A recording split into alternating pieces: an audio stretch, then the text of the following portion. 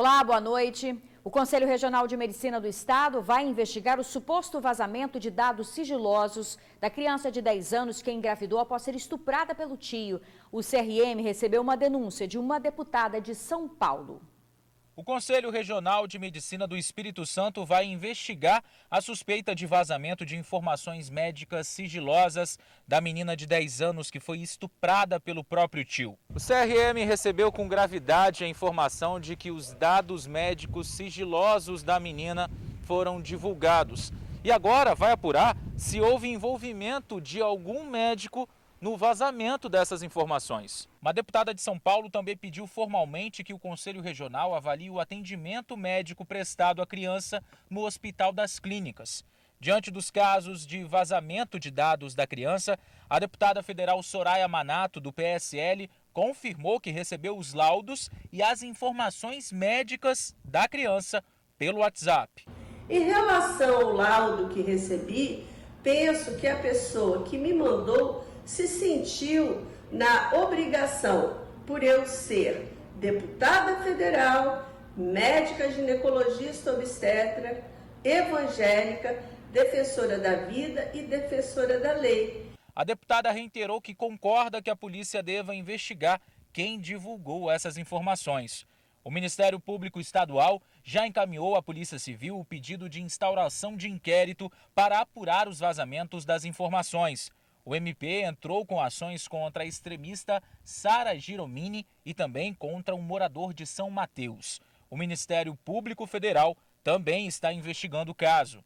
A menina de 10 anos de idade foi estuprada pelo tio, um homem de 33, e após sentir dores abdominais, foi levada ao médico e a gravidez foi constatada e a Justiça autorizou o procedimento de interrupção da gestação. Após atendimento inicial no UCAM, o hospital alegou que não tinha condições técnicas para realizar o aborto. Se tomou, então, a decisão de não realizar o abortamento, dado que, pelo protocolo do PAVIVES, segue a nota técnica do Ministério da Saúde, é uma nota técnica para o abortamento humanizado, e que existe desde 2005. Então, houve a negativa do abortamento legal, por não termos condições técnicas, capacidade técnica, o hospital, para conduzir uma antecipação de parto. A menina foi transferida para o Recife, no Pernambuco, onde o procedimento foi realizado. O suspeito foi preso em Betim, Minas Gerais, e encaminhado para o estado. Material genético do suspeito foi coletado para cruzar dados com o perfil genético do feto e também da menina. A criança já teve alta no Recife. A família aceitou participar do programa de apoio e proteção às testemunhas, vítimas e familiares de vítimas da violência, oferecido pelo governo do estado, que prevê apoio como mudança de identidade e também de endereço.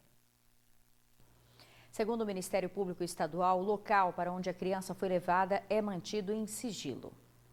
Mais um capítulo do caso do soldado da Polícia Militar que foi acusado de violentar a filha de 13 anos. O militar está sendo investigado por um crime semelhante que aconteceu há um ano. Ele teria estuprado uma adolescente durante uma festa entre amigos. O mundo dela desabou. Acabou naquele momento ali. No mesmo dia ela tentou suicídio. O relato é de uma mãe que viu a filha ser abusada sexualmente. O agressor era um amigo da família, estava na casa dela, confraternizando, bebendo. Só que aí depois ele sumiu da sala. Foi aí que a cabeleireira percebeu que algo estava errado.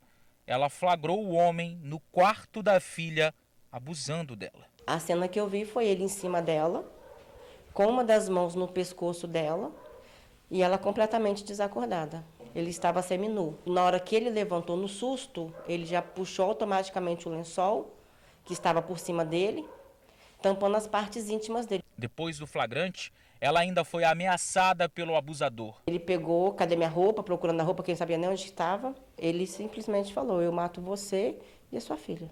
No dia seguinte, a vítima, a filha de 16 anos, não entendeu por que recebeu uma mensagem do homem.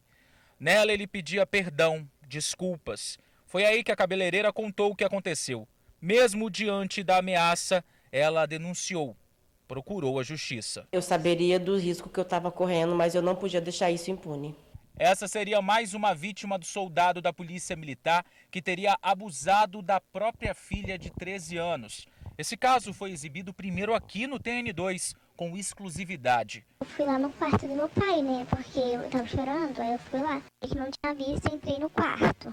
Na hora que eu cheguei lá, ele tava tirando ponto do negócio dele, entendeu? Aí ele começou a me beijar na minha nuca. Ela relata que após isso ele segurou ela e tirou a roupa dela, deixando ela completamente nua, e ele foi com a boca lá e fez sexo oral nela. Na ocasião, procuramos o soldado. Ele deu a versão dele dos fatos e negou que tenha abusado da própria filha. Eu tomei um remédio mais cedo, que eu sempre faço uso de calmante. Não posso, mas bebi. O que aconteceu foi de eu abraçar ela, estava nu, e dei um beijo na nuca, só que eu não vi, achei que era minha namorada. Sobre esse caso da adolescente de 16 anos, o soldado da PM chegou a ficar preso por 30 dias. Nós entramos em contato com ele para saber a versão dele dos fatos, mas ele preferiu não gravar entrevista.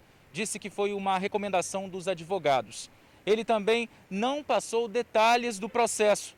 Disse que o caso segue sob segredo de justiça. Para a cabeleireira que flagrou a filha sendo abusada, saber de um novo caso é triste, mas ela já esperava por isso. Eu já esperava dele fazer isso, não com a filha dele, mas foi preciso acontecer com a filha dele para a população acreditar, porque eu fui muito julgada. Mas agora o que ela espera é que com mais um caso, mais uma denúncia, a justiça seja feita. Que ele seja punido, ele não é digno de usar uma farda, porque ele suja o nome de outras pessoas que usam essa farda, que é para proteger a população e não para colocar ela em risco. Então ele não tem dignidade para poder vestir essa farda. E que ele seja preso, que ele seja punido. Olha, a Polícia Militar diz que o soldado já responde a um processo administrativo e pode ser demitido caso seja comprovado o primeiro estupro denunciado. A denúncia envolvendo a filha do militar vai ser anexada ao processo. O soldado está afastado do trabalho por causa das investigações. Mais de 11.500 assaltos em via pública foram registrados no estado de janeiro a julho deste ano. Em média, são pelo menos 54 casos todos os dias. Na Serra, moradores de um condomínio passaram por esse tipo de situação. Olha só a imagem. O carro de cor prata se aproxima do ponto de ônibus e para. O criminoso que dirigiu o veículo sai e vai em direção às pessoas. A imagem não mostra, mas ele assalta uma mulher. Em seguida, o bandido volta para o carro, mas ao tentar fugir, o veículo não liga. O comparsa, que está no carona, sai e é obrigado a empurrar o carro. Tá aí, ó. Só assim o motorista conseguiu dar a partida e a dupla fugiu. Um absurdo, né? Olha, o assalto aconteceu no bairro Praia da Baleia. A PM disse que faz abordagens frequentes ali no bairro, mas que o número de acionamentos via 190 é pequeno. Em 7 meses, gente, mais de 2.000 lojas no estado foram arrombadas. Os dados da Secretaria de Segurança Pública apontam para um problema muito grave que acontece principalmente aqui na Grande Vitória. Nesta madrugada, por exemplo, uma loja que estava funcionando apenas uma semana teve 35 bicicletas roubadas de uma só vez. Há uma semana, a loja de bicicletas recém-inaugurada estava desse jeito. Novinha, cheia de bikes, só atendendo a clientela. Mas nessa madrugada, olha aí o que sobrou. Nada. A loja foi esvaziada. O dono ficou sabendo do que tinha acontecido de madrugada. Se deparou com a loja extremamente vazia. Levaram todas as bicicletas. Nós conseguimos ter acesso a algumas imagens daqui da região, né? Que 3 pessoas iniciais começaram o arrombamento. Logo em seguida, o pessoal, os nóias que ficam aqui na praça, né? Aí chegou bastante gente, né, e começou a levar as bicicletas. Levava uma, levava 2, foi muita gente mesmo. 3 homens chegaram aqui na loja, forçaram essa porta de aço que fica no meio, começaram a forçar, até que conseguiram entrar, abriram o trinco que fica na parte interna e levantaram a porta, e foi aí que outras pessoas entraram e começaram a furtar, a levar as bicicletas. Uma situação bem complicada. E um detalhe, segundo a Secretaria Estadual de Segurança Pública, só no mês passado, aqui na região metropolitana, mais de 230 lojas foram furtadas. Vamos ampliar um pouco esses dados? É que em 7 meses já foram mais de 2.600 furtos a estabelecimentos comerciais registrados em todo o Espírito Santo, a maioria aqui na região metropolitana. Sobre a loja de bicicletas, o dono já tem suspeitas das pessoas que furtaram. Até agora, 6 bikes foram recuperadas. Já recuperamos 6 bicicletas, né? A gente está na luta de querer recuperar mais, né? A gente estima assim de 30 a 40 mil. Além do baque financeiro, fica também a apreensão e aquela sensação nada agradável de insegurança. Uma semana de trabalho, acontece um prejuízo desse, a gente fica muito triste. Agora, o sentimento que a gente fica é a gente fica impotente, né? Sem saber o que fazer, sem saber o que vai acontecer, entendeu? Mesmo com a segurança, a gente fica com medo, né? Então, a gente não sabe o que vai acontecer. Não é brincadeira, não. Olha, a Polícia Civil diz que o suspeito detido foi autuado em flagrante por receptação. Como não pagou a fiança, será encaminhado ao presídio. Até agora, somente 7 das 35 bicicletas foram recuperadas. Uma mulher foi presa em uma agência bancária em Vitória, acusada de tentar roubar R$270 mil de uma idosa. A golpista tem 47 anos e foi presa em flagrante enquanto fazia transferências da conta da vítima, uma idosa de 73 anos. A intenção era roubar quase R$1 milhão. A polícia foi acionada depois que a agência desconfiou das transferências feitas aqui em Vitória, já que a conta era do Rio Grande do Sul. O delegado da Delegacia de Defraudações e Falsificações explicou como era feita a abordagem, na verdade explicou como foi feita essa abordagem à suspeita, que é de Goiás. Vamos ouvir. A suspeita ainda estava na boca do caixa, realizando as transações. Nós solicitamos que ela nos apresentasse a sua carteira de identidade. Quando posta essa carteira de identidade, nós percebemos indício de falsificação. Ao ser questionada, ela revelou o seu verdadeiro nome. Ela mencionou que veio do estado de Goiás para aplicar esse tipo de golpes durante 2 a 3 dias aqui no estado do Espírito Santo. E para isso ela receberia um percentual de 15% sobre cada transação realizada. Ela alega que quem o contratou é uma pessoa desconhecida, mas essa versão nós não acreditamos. Olha, o delegado falou ainda como as vítimas são escolhidas. Eles costumam pegar o telefone, pegam inúmeros telefones e vão ligando.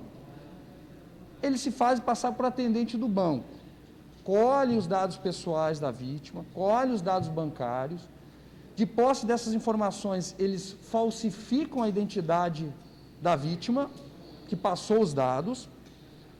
Eles pedem uma segunda via do cartão, o cartão ilegítimo é verdadeiro. De posse disso, eles vão até a agência bancária, na boca do caixa, para realizar a transferência para outras contas, não é? E, inclusive, nós achamos uma agenda onde ela fica treinando, ela estava treinando a assinatura das possíveis vítimas. E quando você vai na boca do caixa para fazer as transferências, você mostra o cartão, a identidade, assina, eles fazem a conferência. Então, esse é o modus operandi. A mulher presa vai responder por tentativa de estelionato e uso de documento falso. No retorno do TN2, você vai ver que por causa da pandemia, mulheres aqui do estado que tiveram a renda afetada estão vendendo até o cabelo para conseguir pagar as contas. Agora imagens ao vivo do trânsito na reta do aeroporto, a gente volta bem rapidinho. Vender os cabelos para conseguir pagar as contas, levar comida para casa ou simplesmente aumentar a renda? Pois é, nesses casos a vaidade é deixada de lado, um reflexo da desigualdade social no país, um cenário que ficou ainda pior durante a pandemia. A Bruna não corta o cabelo há 2 anos. Agora, no meio da pandemia, ela resolveu fazer uma grana extra. Como? Vendendo o cabelo.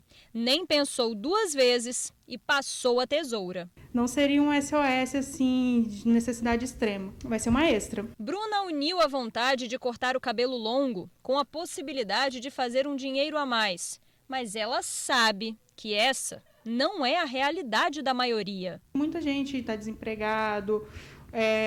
Às vezes, assim, por exemplo, se você é casado, seu marido perdeu o emprego, você perdeu o emprego, você tem contas emergenciais para pagar. e não tem aonde arranjar esse dinheiro. Então, quem tem o cabelo e tem essa opção de poder cortar, de poder vender, é uma boa opção. Quem cortou o cabelo da Bruna foi o Dirceu, cabeleireiro há 35 anos e que há 20 compra cabelos para fazer mega hair e perucas. Desde que começou a pandemia, a procura de mulheres para vender o cabelo aumentou muito. Uma média de 20 mulheres. Aumentou bastante porque elas justificaram que está realmente com muito aperto financeiro. Dirceu já até comprou o cabelo só para ajudar uma cliente. Essas coisas impactam a gente muito. Tem realmente um caso de que a mulher falou que precisava comprar comida e a princípio o cabelo não valia nada, não servia, mas eu fui atrás dela e chamei ela para comprar o cabelo. Depois de ter o cabelo avaliado, a cliente é levada para um local mais reservado. Essa sala aqui é chamada sala de atendimento humanizado.